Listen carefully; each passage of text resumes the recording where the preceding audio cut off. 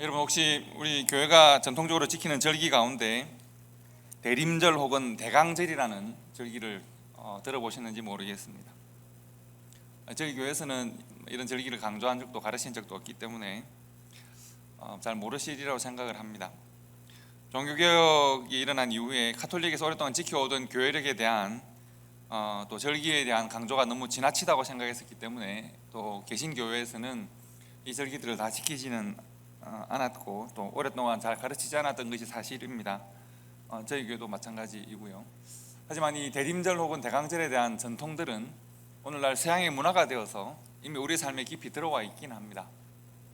여러분 제가 그림을 보여드리면 이것이 보시던 거죠. 좀 뭐라고 부르죠?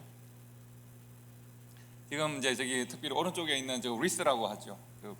저게 성탄절이 되면 집집마다 문화에 걸어두고 또 뭐 저기에 센터피스라고 그래서 안에 초도 넣고 이런 것들을 합니다. 꽃으로 장식하기도 하고 요즘은 원래는 저것이 상록수니까 전나무나 소나무만으로 장식을 했었는데 지금은 저기에 뭐 장식들을 대단히 많이 하죠. 왜냐하면 이제 이것이 문화로 자리 잡고 생활로 자리 잡으면서 종교적 의미는 사라지고 신앙적 의미는 좀 더 사라지고 문화적이고 상업적 의미가 강화되기 때문에 그렇긴 합니다. 하지만 저것은 이제 원래 대림절 혹은 대강절에 사용하는 대림환이라고 하고요. 대림환이라고 하고 또 대림촛불이라고 하는 그런 장식품입니다. 이 대림절이라고 하는 절기는 기원전의 기원 후에 로마가 이제 복음으로 거의 복음화되는 시점에 절기를 교회 절기를 확장하면서 만들어졌던 절기입니다. 그래서 한 4세기 그 사이에 만들어지고 6세기, 7세기에는 거의 이제 지금처럼 대림절이 확정이 되는데요. 처음에는 우리가 부활절을 앞두고 사순절을 지키잖아요. 사순절은 이제 10일씩 사순이 돌아갈 때까지 40일 동안 고난을 기념하고 기다리는 사모하는 그런 시간, 부활을 사모하는 그런 시간을 가지는 것인데요. 대림절 또한 최초에는 예수님 오시기 전 성탄이라고 인정되는 12월 25일이 있는 그때로부터 40일 전부터 지켰습니다. 그런데 이제 6세기로 넘어오면서 이것이 4주 동안으로 바뀌었습니다. 그래서 성탄절이 있기 전 주로부터 따져서 4주 동안 이제 대림절을 지킵니다. 대림절을 지키는데 초를 사용해서 이제 상징적으로 사용합니다. 초 색깔이 여러분 어떤 색으로 되어 있습니까? 보시면 보라색, 연보라색, 핑크색, 흰색 이렇습니다. 그래서 이 보라색을 기다림의 색깔이라고 해요. 그래서 보라색은 주님께서 오시는 것을 기다리는 상징으로 사용해서 이제 제일 진한 보라색은 4주일 전에, 그다음에 두 번째 연보라색은 3주일 전에, 핑크색에 가까운 보라색은 2주일 전에, 그리고 바로 전주에는 흰색을 사용해서 4주일 전에는 촛불 하나만 켜고요, 3주일 전에는 촛불을 2개를 켜고 또 2주 전에는 촛불을 3개를 켜고 마지막 주에는 촛불을 다 이렇게 켜는 것이죠. 저기 저 대림환, 둥근 환은 소나무나 전나무 같이 에버그린 잎으로 만듭니다. 가지와 잎으로 만드는데 그것은 이제 둥글게 만드는 것은 하나님의 약속이 영원하다라고 하는 상징이고 변하지 않는다는 상징이고 반드시 이루어진다는 상징입니다. 그래서 에버그린으로 둥글게 환을 만들어서 그 속에 초를 꽂기도 하고 혹은 길게 놓아서 센터피스로 만들어서 함께 기념하기도 했다는 것입니다. 그리고 이제 보통 그때는 그 교회에서 권면하기를 4주 동안은 이제 기다림에 관계되어지는 하나님의 말씀을 전합니다. 첫째 주에는 보라색 촛불을 켜고 난 다음에 이제 우리 주님께서 오실 것이고 우리는 종말론적인 신앙을 가져야 한다라고 하는 말씀을 강조하고, 두 번째 주에는 그러므로 우리가 회개해야 한다라는 말씀을 강조하고, 세 번째 주에는 우리는 회개해야 하지만 그러나 주님과의 만남을 기뻐하고 즐거워해야 한다를 강조하고, 마지막 주에는 그러므로 예수는 과연 우리에게 어떤 분이신가를 설교하는, 말씀을 나누는, 메시아의 의미에 대한 말씀을 나누는 그런 시간을 가집니다. 그래서 이제 점점 우리의 그 기다림이 보라색에서부터 흰색으로 되는 과정을 경험하면서 우리의 기다림을 좀 더 강조하는 그런 의미가 있습니다. 말씀드린 대로 현대 기독교회가 이런 절기를 많이 강조하지 않는 측면이 있습니다. 그래서 우리는 일반적으로 교회에서 어떤 절기를 지키나요? 부활주일과 또 추수감사주일과 성탄절까지는 우리가 잘 지키지만 나머지 뭐 사순절이나 대림절 이런 절기들은 약화되어진 것은 사실이긴 합니다. 요즘은 또 이제 사순절을 지키는 개신교회들이 좀 많아지는 측면이 있긴 합니다만, 이러한 절기들이 지나치게 형식화되고 그 절기를 지키지 않으면 죄가 되는 것은 아니기 때문에 그것을 좀 경계하는 의미는 있습니다. 하지만 또 한편으로는 이 절기에 지나치게 영적인 의미를 많이 부여하지만 않는다면 이 절기를 지키는 것은 또 우리의 신앙을 지키는 데 도움이 되리라고 생각을 합니다. 그래서 이런 절기가 있고 앞으로 저런 대림환을 보시거나 보통 이제 저 리스라고 하죠. 리스를 어디 붙입니까? 문 앞에 붙이기도 하고 벽에 걸기도 하잖아요. 작년에는 저희들이 여기에 뭐 붙이던 걸 기억을 합니다. 저런 것을 보시면 이것은 대림절에 관계되어져 있는 문화의 일부이구나 이렇게 생각하시면 되겠습니다. 제가 대림절을 설명드리면서 제일 강조했던 단어가 있습니다. 뭐였죠? 대림절은 무엇에 관한 절기일까요? 주님이 오시는 것을 기다리는 절기입니다. 그러니까 대림절을 한마디로 표현하면 기다림의 절기다라고 말할 수 있습니다. 이 기다림의 절기가 이제 우리의 삶의 문화로 이미 자리를 잡았고 또 역사가 되었고 지금은 또 많이 상업이 되었습니다. 그리고 이제 사실 추리도 마찬가지입니다. 같은 의미가 있다고 보시면 됩니다.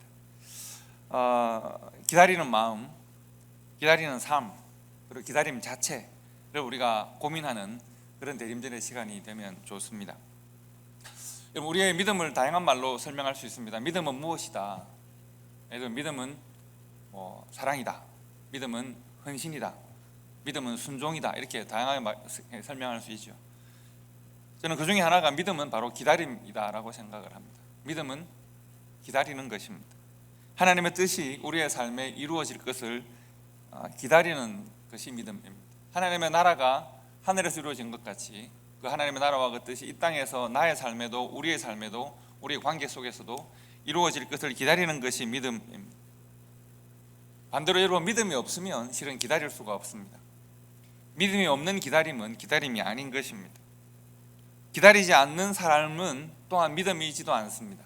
즉 믿음이라고 하는 것은 기다림과 관련이 있고 이것이 함께 가야 참된 믿음인 것입니다.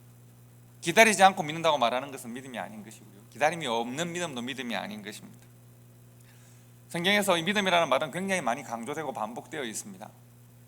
여러분 아마도 두려워 말라는 말씀이 365회 반복되었다 이런 말씀 들어보셨을 텐데, 성경에서 두려워하지 말고 염려하지 말라는 말씀이 권면이 많죠. 그러나 기다림에 관계되어진 표현도 200회 이상 나타나는 굉장히 많은 표현들이 성경에 나오고 있습니다. 예를 들면 성경에서 최초로 하나님께서 의인이요 완전한 사람이다라고 칭찬하시는 분이 있습니다. 누굴까요? 당대의 완전한 자다라고 칭찬하시던 사람이 바로 노아입니다. 노아의 삶을 한마디로 요약하면 어떻게 요약할 수 있을까? 노아의 삶은 바로 기다림의 삶입니다. 하나님께서 이 땅의 죄악의 관영함을 보시고 내가 벌하겠다, 그런데 언제 몇 월 며칠 어떻게가 아니라 하나님께서 내가 물로 멸할 때를 기다리라고 말씀합니다. 준비하라고 말씀합니다. 노아가 그저 시간만 똑같은 시간만 기다린 그런 사람이 아니죠. 하나님께서 그에게 주신 사명에 순종합니다. 그래서 그의 기다림은 방주와 함께 계속되는 것입니다. 방주를 건조하고 반주를 준비하고 칠하고 동물들을 모으고 하는 모든 그러한 과정이 기다림의 과정입니다. 기다림이라고 하는 것은 단순하게 시간이 지나가는 것을 말하는 것이 아니라 시간과 함께 하나님이 나에게 원하시는 삶을 제대로 잘 살아가는 것을 말하는 것입니다. 또 믿음의 조상이라고 말하는 아브라함 또한 마찬가지입니다. 아브라함의 삶을 믿음의 여정이라고 말할 수 있고 다양한 말로 표현할 수 있겠습니다만 아브라함의 삶 또한 기다림의 삶입니다. 하나님께서 그를 본토와 친척 아비의 집에서 불러내시고 그리고 말씀하시기를 하늘의 별과 같이 바다의 모래와 같이 너의 후손이 많을 때가 있을 것이다. 언제요? 말씀해 주지 않습니다. 심지어 아들을 하나 주시는데 그 아들조차도 100세가 될 때까지 아들을 보지 못했었습니다. 아브라함의 삶은 믿음을 품고 기다리는 삶이었습니다.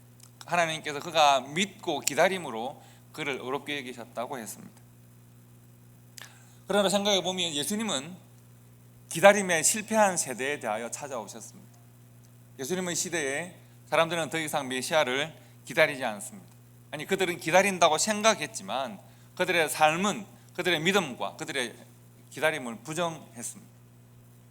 그러니까 메시아가 왔을 때 그들은 기다리지 않았기 때문에 그 메시아를 거절하는 것입니다.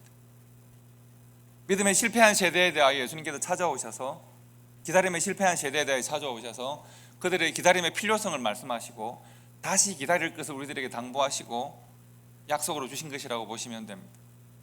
여러분, 그러나 그 시대에도 아주 소수의 사람이 기다림에 성공한 사람들이 있습니다. 믿음으로 기다림에 성공했던 소수의 사람을 예수님이 만나주셨는데 그 중에 한 사람이 시몬이라는 사람입니다. 그가 언제 어떤 방식으로 임했는지 모르는, 그러나 그의 마음에는 확실한 계시의 말씀이 들어와 있습니다. 그 어떤 계시의 말씀을 들었습니까? 메시아를 보기 전에는 너가 죽지 않을 것이다 라고 하는 계시의 말씀을 그의 마음속에 담고 들었고, 그리고 그가 성전에 올라가서 매일 기도합니다.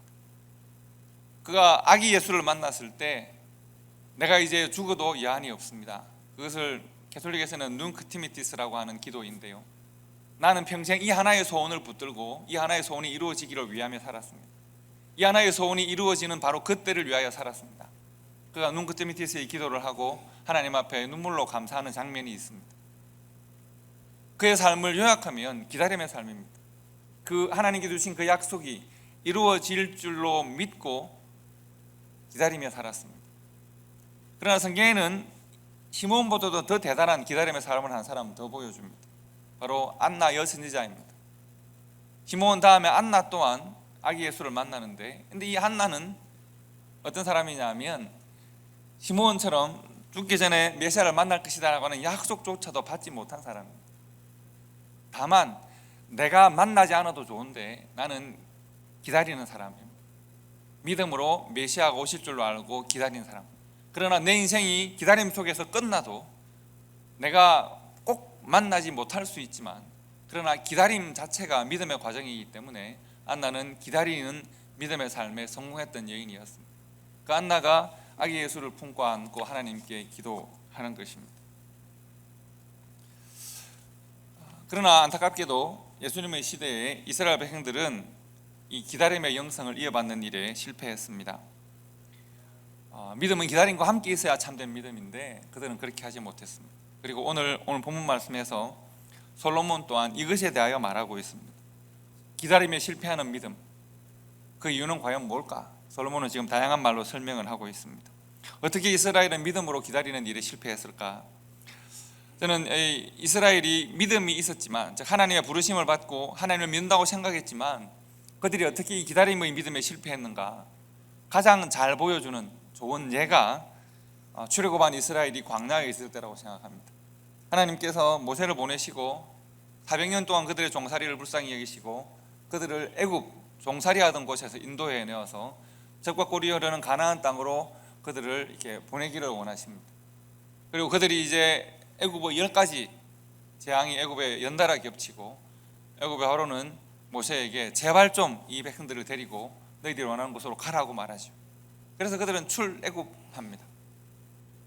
세 장면을 우리가 기억하고 잘 보셔야 하는데, 첫 번째 장면은 홍해 앞에서입니다. 이스라엘 백성들은 이제 애굽에서 허겁지겁 나와서 이제 가나안 땅으로 가는 중에 제일 먼저 장벽을 만납니다. 바로 홍해라고 하는 바다를 만납니다. 어떻게 하면 건널 수 있을까? 뭐 배를 짓고 다리를 만들고 뭐 이런 합리적인 생각을 하면 좋은데, 그러나 마침 애굽의 바로가 노예들이 해방된 것을 처음에는 10가지 재앙이 겹치니까 허락하였지만, 그러나 그 생각해 보니까 너무 노동력이 모자랄 거 아니에요. 그래서 철병거를 달려서 이제 다시 노예들을 회수하기 위해 쫓아오고 있습니다. 뒤에는 철병거가 있고 앞에는 출렁이는 바다가 있습니다. 바로 그때 이스라엘은 과연 어떤 모습을 보이는가? 그들이 하나님께서 10번이 넘는 재앙을 통해서 애굽을 책망하시고 하나님께서 노예로 살던 그들을 해방하셔서 그들에게 적과 꿀이 흐르는 땅을 주시고 그들을 자유인으로 만드셔서 그들로 하여금 지금 광야의 길을 가게 하시는 것인데, 그들은 하나님이 하셨던 모든 일들을 다 까먹습니다. 망각합니다. 그리고 그들 앞에 놓여있는 바다와 그들 뒤를 따라오는 병거에 집중합니다. 그리고 그들은 어떤 반응을 보이느냐 하면 출애굽기 14장 22절 말씀해 보시면, 하나님 어찌하여 우리를 이끌어냈습니까? 우리가 애굽 사람을 차라리 섬기며 종으로 사는 것이 낫지 이곳에서 우리가 죽어야 되겠습니까? 하나님을 원망합니다. 왜 그들이 이런 원망을 하게 될까요? 하나님께서 우리가 노예로 살 때 애굽을 10번이나 책망하시고 그들이 우리를 보낼 수밖에 없을 만큼 하나님이 역사하셨던 그 역사했던 일을 까먹습니다. 하나님께서 일하실 시간, 하나님께서 역사하실 때를 기다리지 못합니다. 그들이 원망하지 않고 하나님을 사모하고 하나님 이전에 역사하시던 그 하나님께서 이 홍해 앞에서도 우리에 대해 역사해 주십시오 라고 기도하고 하나님의 때를 기다리면 좋을 텐데 그들은 기다리지 못합니다. 차라리 애굽의 종로로 타는 것이 낫지 우리가 여기서 죽임을 당해야 하겠습니까? 두 번째 우리가 고민해야 될 장면은 신광야라고 하는 곳입니다.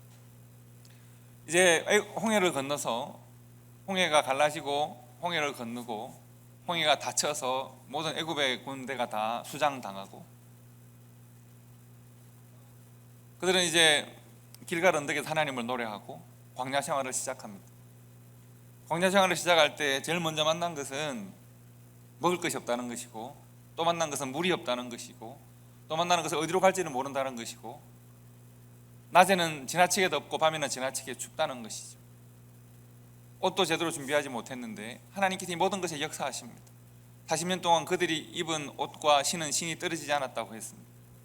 40년 동안 낮에는 구름 기둥이 그들을 가려주어서 더위에 그들이 고통당하지 않게 하시고 밤에는 불 기둥이 그들과 함께해서 그들이 추위에 떨지 않게 하셨다고 했습니다. 놀라운 일들이 그들 앞에 연달아 펼쳐집니다. 그리고 날마다 하늘에서 만나를 주셔서 광야에서 그들이 먹는 일에 불편함이 없습니다. 그들이 목말랐을 때 하나님을 원망했지만 하나님은 마라에서 바위를 터치셔서 또 물을 그들에게 허락하십니다. 그들의 필요를 날마다 채우시고 날마다 인도하시고 발걸음마다 도우시는 그 하나님을 그들이 경험하면서 신광야까지 왔습니다. 근데 신광야에서는 그들은 뭘 하는가? 하나님 도저히 지겹습니다.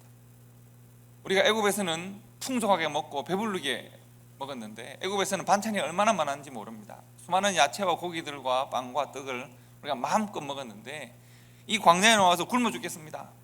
하나님을 원망합니다. 참말일까요? 거짓말일까요? 거짓말입니다. 왜요? 날마다 하나님은 만나를 통해 일용할 양식을 주십니다. 그런데 먹을 것이 없다는 거예요. 대체 이게 뭐냐는 거예요. 감사가 없습니다. 그들은 고기를 원했습니다. 우리한테 좀 고기, 우리가 이에 좀 끼일 수 있는 고기를 달라고 하나님을 원망합니다. 우리가 애굽 땅에서 풍족히 먹고 배불렀었는데 광야에 나와서 우리가 굶어 죽게 생겼습니다. 이런 만나 떡이를 먹고 우리가 살게 되었습니다. 하나님께서 그들에게 하늘에서 메추라기를 비처럼 내리셔서 그들에게 고기를 먹게 하시지만 그러나 그들의 이 모습은 과연 무엇입니까? 과거에 그들의 기억을 조작합니다. 그들이 과연 애굽 땅에서 풍족히 먹고 배불렀을까요? 그들은 심지어 애굽의 왕이 결심하면 그들이 아들을 낳으면 그것을 물에 던져 죽여야 하는 비참한 삶의 환경에서 살지 않았습니까?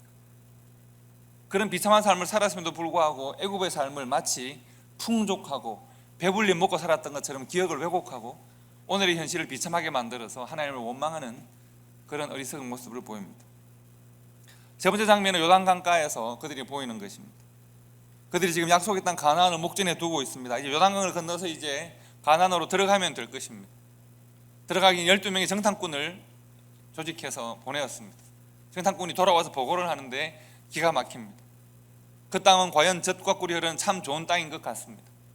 이전에 우리는 애굽에서 단 한 뼘의 우리의 땅을 가지지 못하고 농사를 지은 우리가 땀 흘린 모든 것을 다 빼앗기며 살았었는데 이제 그곳으로 들어가면 우리는 우리의 땅을 소유하고 우리의 땅에 우리의 땀을 흘려서 곡식을 심으면 그 소산으로 우리가 먹고 마시는 때가 올 것입니다.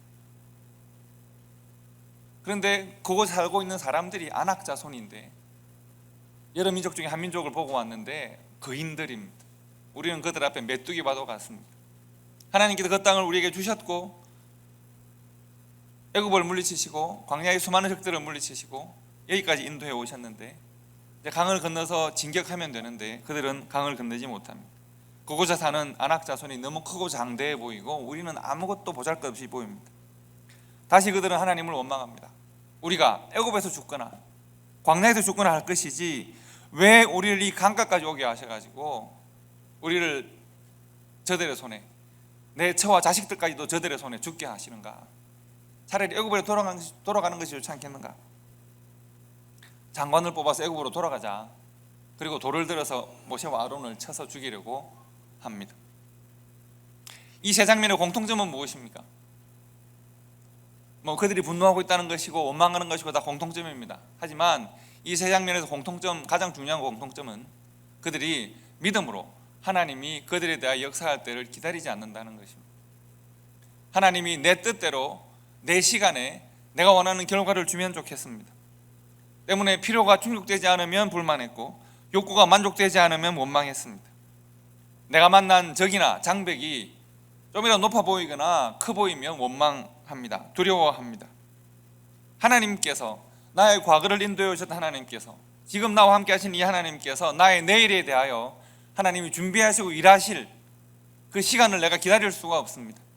믿음이 없음으로 기다리지 않는 것이고 기다리지 않음으로 믿지 않는 것입니다. 여러분, 이러한 이스라엘의 현실에 대하여서 오늘 전도서의 말씀을 적용할 필요가 있습니다. 광야의 이스라엘에 대해 세 장면에 대해서 오늘 전도서의 말씀을 한번 세 장면을 기억하시며 전도서의 말씀을 읽어볼까요? 일의 끝이 시작보다 낫고 참는 마음이 교만한 마음보다 나으니 급한 마음으로 노를 바라지 말라. 노는 우매한 자들의 품에 머무름이니라. 옛날이 오늘보다 나은 것이 어쩌면야 하지 말라. 이렇게 묻는 것은 지혜가 아니니라. 아멘. 그럼 이스라엘의 시작은, 이스라엘의 처음은 애굽이자 노예이자 죽음이었습니다. 일의 끝, 지금 이스라엘의 출애굽의 사건의 끝은 가나안이자 약속의 성취이자 하나님의 나라입니다. 하나님께서 그들에게 이 끝의 약속을 주셨기 때문에 그 약속이 이루어질 줄로 알고 그 모든 과정에서 하나님을 기다리고 하나님께 순종하는 믿음으로 사는 것이 이스라엘에게 있어야 합니다. 그런데 끝이 시작보다 나을 것이기 때문에 끝을 품고 오늘을 살아가는 지혜가 필요한데 그들은 오늘의 어려움을 만나면 늘 옛날을 생각합니다. 옛날이 더 나았다고 말을 합니다. 옛날이 오늘보다 나은 것이 어쩌미냐 하지 말라. 이렇게 묻는 것은 지혜가 아니라, 지혜가 아니면 뭘까요? 어리석음이자 우매함입니다. 그리고 전도서에서는 참지 못하는 마음을 교만한 마음이라고 말합니다. 참는 마음이 교만한 마음보다 낫고 급한 마음이 노를 만들어낸다는 것입니다. 즉 참지 못하는 마음은 교만한 마음, 급한 마음으로 노를 표현하는 것은 우매한 사람의 마음입니다. 옛날을 그리워하고 오늘에 대하여 절망하고 내일을 준비하지 못하는 것도 어리석다고 말합니다. 광야에서 이스라엘은 어리석고 우매하고 교만하고 비겁합니다. 오늘 본문에서 우리는 이 말씀에서 전도서가 말하는 지혜와 우매함에 대한 중요한 단서들이 있음을 볼 수 있습니다. 전도서에서 성도와 교회가 왜 하나님의 때를 기다리지 못하는가? 크게 두 가지 이유입니다. 첫째는 솔로몬은 뭐라고 말하느냐 하면 교만 때문이라고 말합니다. 여기서 말하는 교만이라고 하는 것은 내가 잘났어 이런 교만을 말하는 게 아니죠. 여기서 말하는 교만은 뭔가 하면 하나님이 일하실 때를 기다리지 못하는 것을 말합니다. 하나님이 나보다 뛰어난 지혜와 하나님께서 나보다 뛰어난 능력으로 나를 위해 일하실 것인데, 그런데 나는 내 생각대로 하나님 일해 주시면 좋겠고, 내가 생각하는 그때 하나님이 일해 주시면 좋겠고, 내가 원하는 그 결과를 하나님이 주시면 좋겠습니다.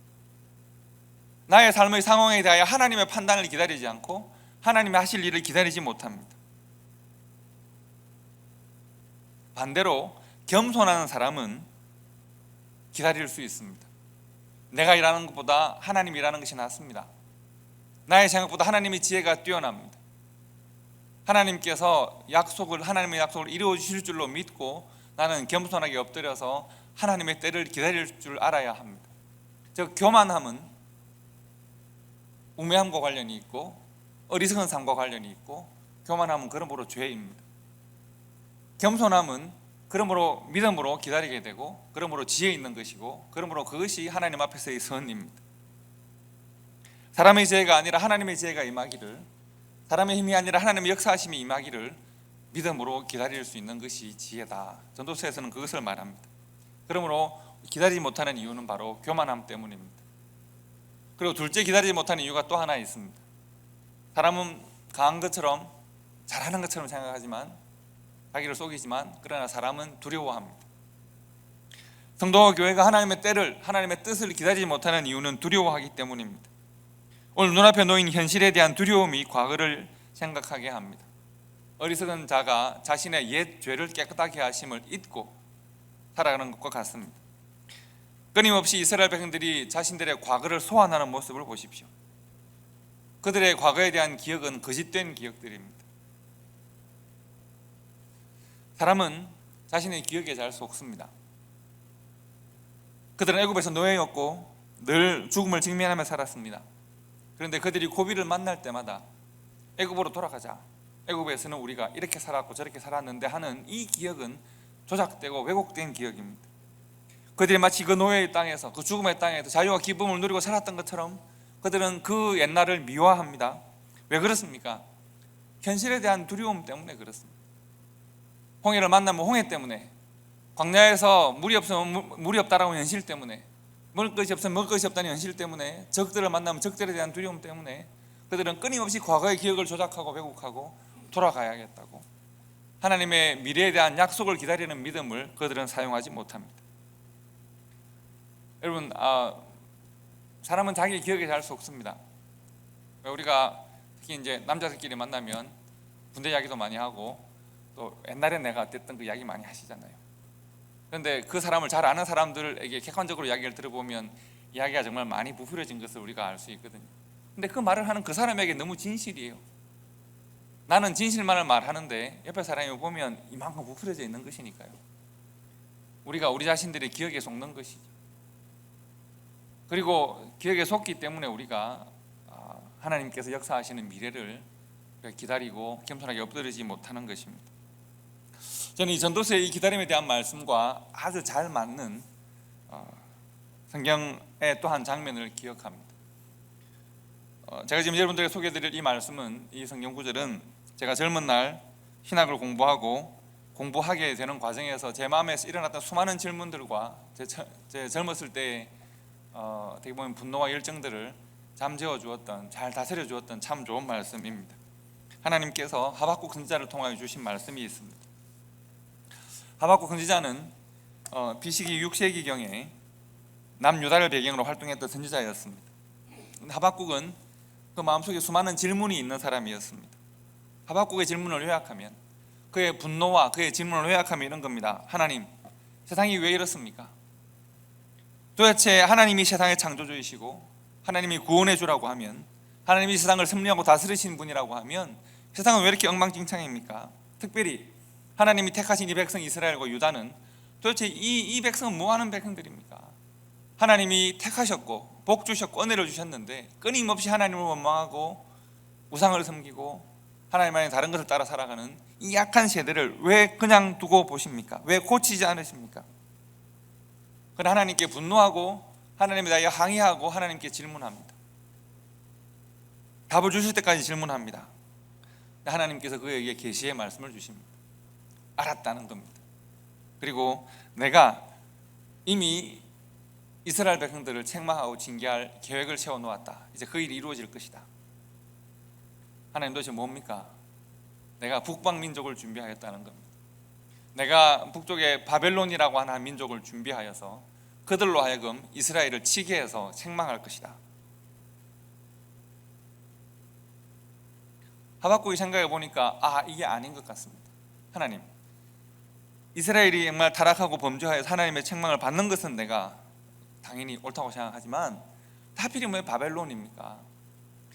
이스라엘이 이리 약하다면 바벨론은 100이 약한 민족인데 그들은 아예 우상으로 똘똘 뭉친 그런 나라인데 어떻게 더 악한 민족을 사용해서, 악하긴 하지만 좀 덜 악한 이 민족을 치려고 하십니까? 이스라엘 안에는 그래도 하나님을 아직도 사모하는 사람들이 남아있는데 어떻게 더 악한 사람들로 덜 악한 사람들을 책망하시고 치시는, 이것이 하나님의 정의입니까?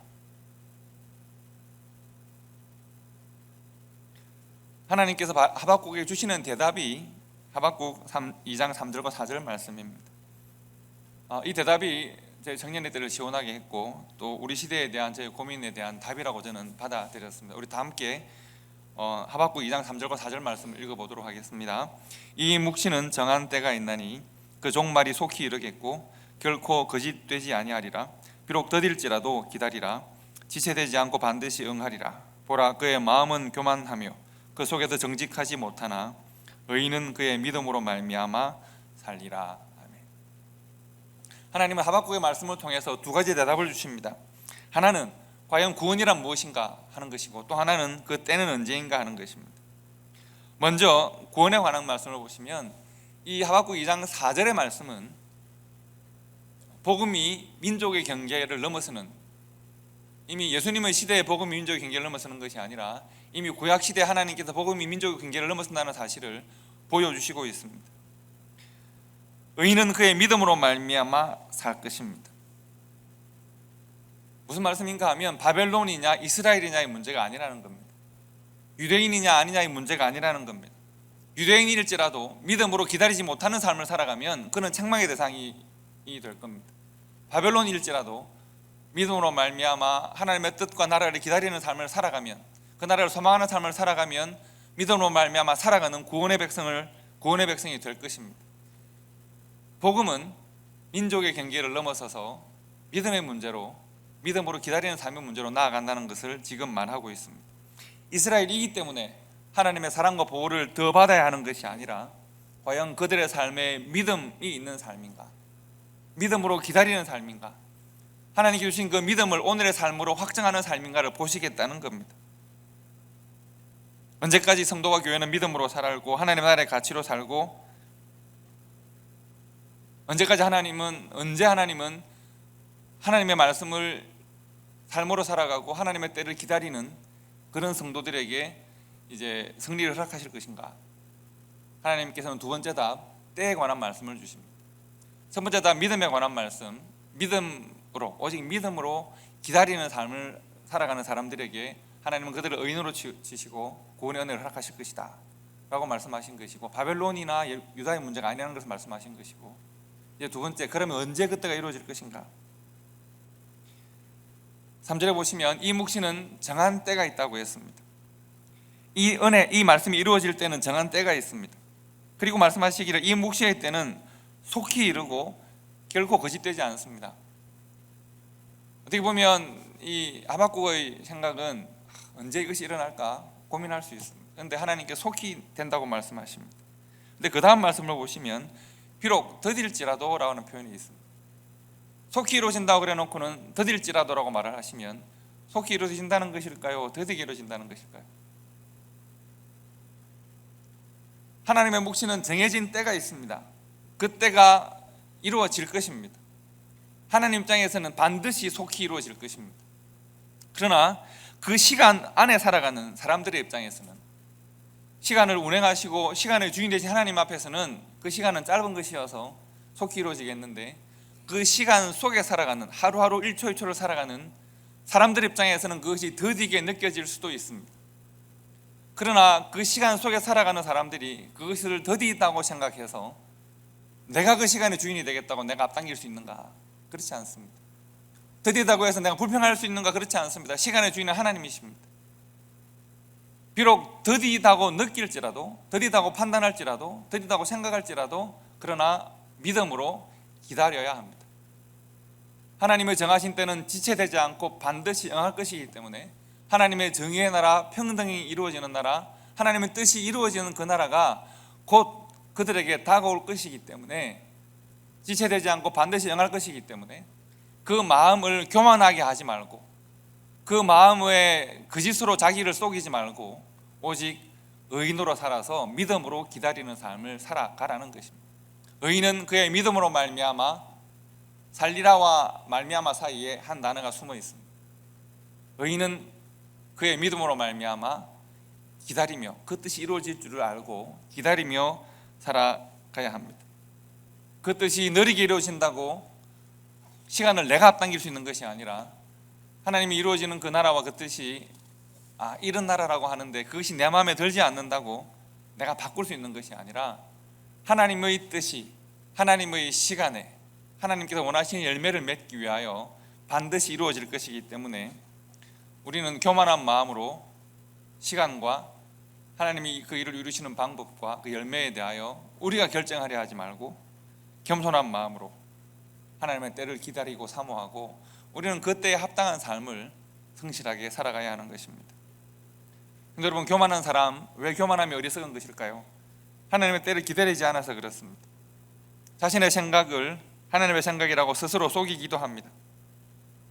그러나 의인은 오직 믿음으로 말미암아 기다리며 살아갑니다. 겸손하게 기다리며 살아갑니다. 하나님의 뜻이 하나님의 때에 정확하게 이루어질 것인데 의인은 믿음으로 그 뜻이 이루어질 줄로 알고 기다리며 오늘을 성실하게 살아가는 것이 하나님의 뜻이다 라고 하박국에게 하나님께서 말씀하십니다. 그래서 하박국이 어떻게 합니까? 하박국이 마지막 3장에 찬양을 하죠. 외양간에 소가 없고 무화과 나무에 열매가 없고 내 모든 삶이 다 무너지고 내 모든 삶이 다 허물어진다고 하더라도 나는 내 삶에 오직 여호와 하나님이 있음으로 말미암아 나는 찬양하고 기뻐할 수 있다. 내 삶의 조건들이 다 무너진다고 하더라도 그것이 나를 흔들지 못할 것이다. 왜냐하면 나는 하나님으로 가득 찬 사람이기 때문이다라고 그는 이 어두운 역사의 시대에 이스라엘 어두운 역사 가운데 오히려 하나님을 만나고 찬양하고 기뻐하고 감사하는 그런 삶을 그가 살아갈 수 있었던 것입니다. 여러분, 우리는 오늘날 참 힘든 시대를 살고 있습니다. 어떻게 보면 인터넷이 발달한 것은 좀 우리의 마음을 더 힘들게 만들 수도 있겠습니다. 오늘 아침에도 이메일을 열어보니까 어퍼더블린 하이스쿨 스쿨 디스트릭 제가 살고 있는 지역에 몇 명이 확진이 되었고 심지어 초등학교에도 확진이 되면 이런 소식들이 막 이메일을 통해서 옵니다. 우리가 두려워할 수 있고 또 그렇기 때문에 조급할 수 있고 그렇기 때문에 우리가 또 원망하거나 분노할 수도 있겠습니다. 우리 시대를 어떻게 살아가는 것이 좋을까? 내가 전쟁에 참여한 것도 아니고 내가 특별하게 잘못한 일을 한 것도 아니고 나는 최선을 다해 살아왔는데 이런 결과가 내 삶을 옥죄니까 나는 어떻게 살아가면 좋을까? 우리 자신들을 돌아볼 때이고 하나님의 시간과 하나님의 뜻을 사모할 때이고 그리고 교회는 어떻게 이 하나님의 뜻에 겸손하게 엎드려 순종할 것인가를 고민해야 할 때입니다.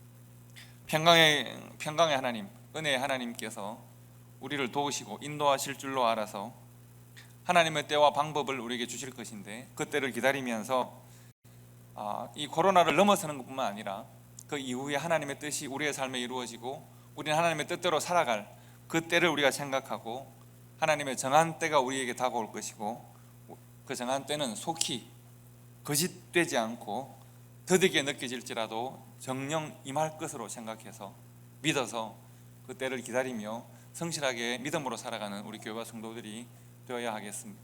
그 과정의 끝에 우리가 언제인지 알 수 없지만 어느새 코로나는 넘어섰을 것이고 또 다른 시련이 다가와도 우리는 믿음으로 이겨나갈 수 있을 것이고 그리고 어느 날 우리는 하나님 앞에 서서 우리의 삶을 돌아보고 우리의 모든 날들을 통하여 하나님을 찬양할 때가 있게 될 것입니다.